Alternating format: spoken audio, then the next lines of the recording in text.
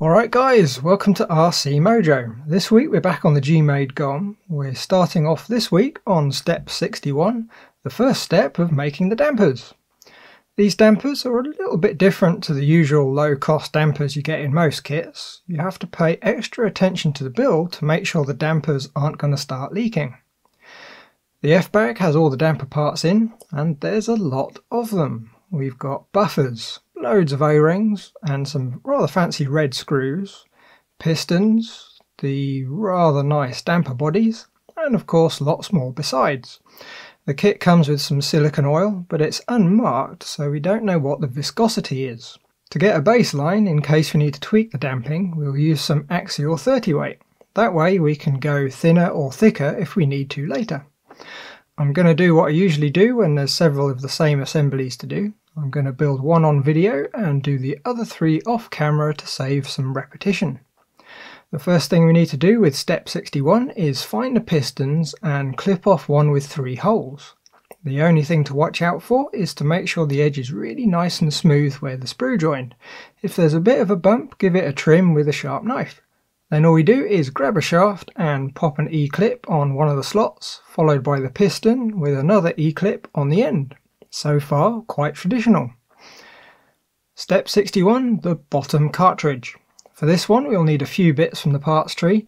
First is of course the cartridge itself. The 2 plastic spacer parts, one is smooth on the outside and the other has a slot all the way round. The last plastic bit is a C-clip. We'll need some O-rings, 2 of the small clear ones and 1 of the large thin black ones. The instructions tell you to use some shock oil on the O-rings during assembly. Lately though, I've been using some 10k weight silicone diff oil. It's super thick and sticky, kind of like cold golden syrup in consistency. It's handy during assembly as it stays roughly where you put it rather than flowing out the bottom making a mess. Just like with the pistons, we want to make sure the plastic bits are free from sharp bits and bumps before we start putting it all together.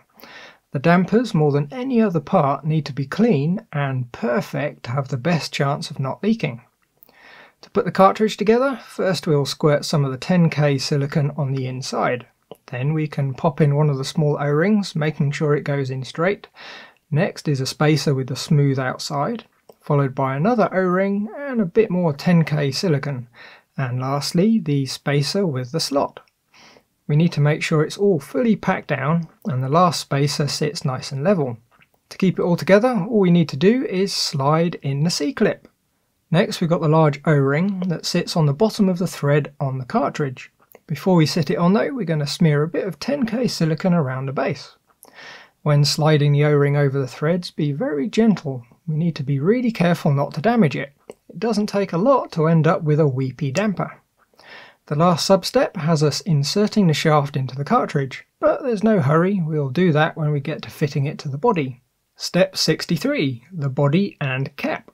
We're going to need one of the damper bodies, a red alloy screw, a small black O-ring and one of the large skinny ones, a preload adjuster and one of the caps. The first step is to simply thread the adjuster onto the body. Nothing complicated, just make sure you get it the right way up. The cap is a little bit more involved. The design makes it fairly easy to damage the small O-ring when building. The first thing to do is screw the red screw in the hole in the cap to form a thread. Screw it all the way in so it just about bottoms out, then remove it. Clean off all the plastic swarf and dust and blow out the cap. To assemble, we'll put a blob of 10k where the screw goes in and we'll very carefully position the small O-ring. It should sit down inside the lip. Next, just for good measure, we'll smear just a little bit more 10k on the O-ring, just to make sure it's fully coated. Next we can refit the screw, making absolutely sure the O-ring is evenly seated and not getting pinched as we tighten the screw.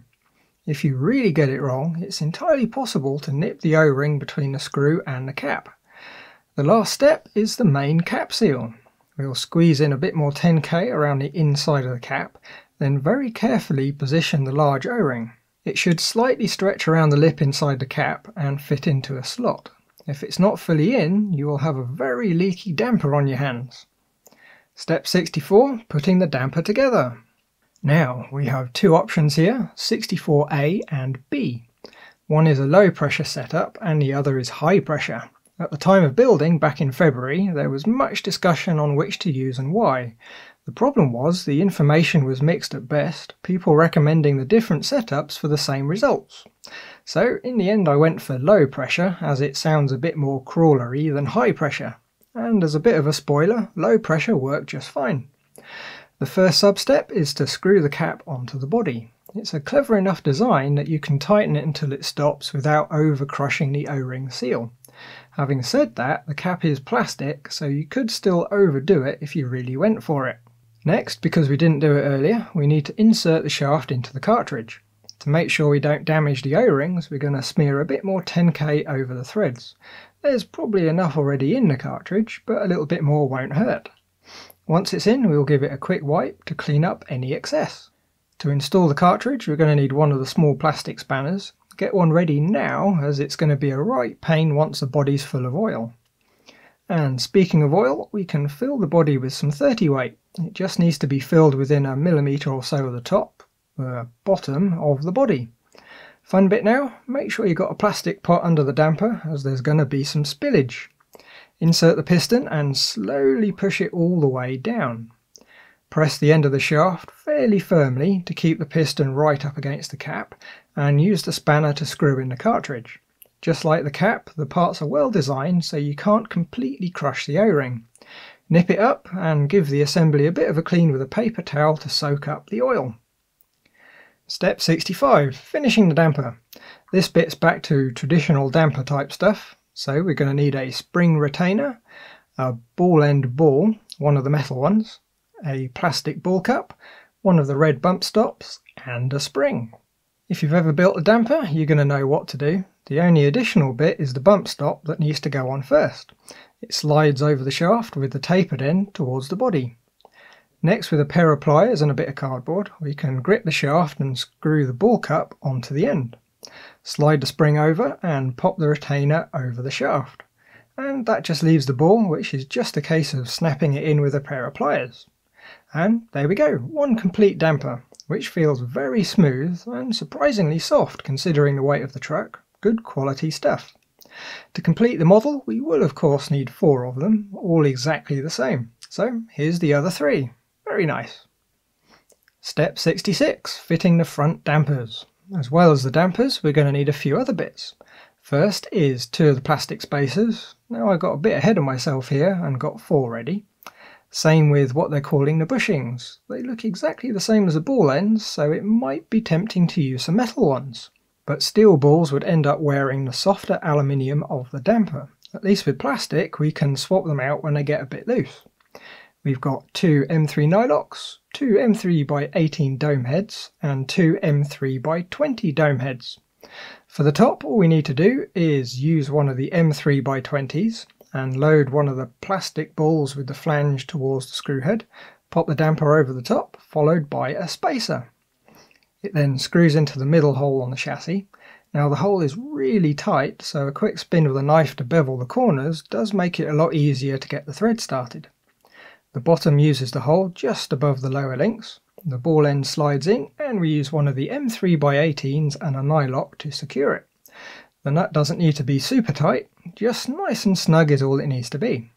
Repeat with the other side and that's step 66 done. Now the axle's still a bit wobbly, but that's because we haven't fitted the panhard bar that ties it all together. Step 67, the top of the rear dampers. This time we're going to be needing 2 plastic balls, 2 M3 nylocks and 2 M3x18 dome heads. Almost the easiest step in the build, this one. We need to pop one of the plastic balls on the top of the damper with the flange towards us, slide in the screw, put it through the frontmost hole and secure it with one of the nylocks on the back. Do the same on the other side and we've got the tops of the rear dampers mounted. Step 68, the bottom of the rear dampers. If the last step was almost the easiest, this one's got to be a good runner for the absolute easiest. We need 2 M3 nylocks and 2 M3x18 dome heads. All we do is pop the ball ends on the bottom of the dampers into the frontmost slots on the lower links. Flip the chassis over and install the screws and nuts in the holes to hold them in. Just watch out for doing them up too tight, we don't want to crush the plastic. Now because the rear is a 4-link setup, there's no wobble, so we can really see how lovely and smooth the setup is. It's really not notchy in any way. It's got to be up there with the most plush stock setup I've come across. And that, I think, is going to do it for this week. A nice damper themed video. Next time with the GOM we're going to be doing some steering linkages and the panhard bar, so the front end will be fully tied together. So as always, thanks for watching, like if you liked, subscribe if you want to know when the next video goes up, and leave a comment if there's something on your mind. Bye guys!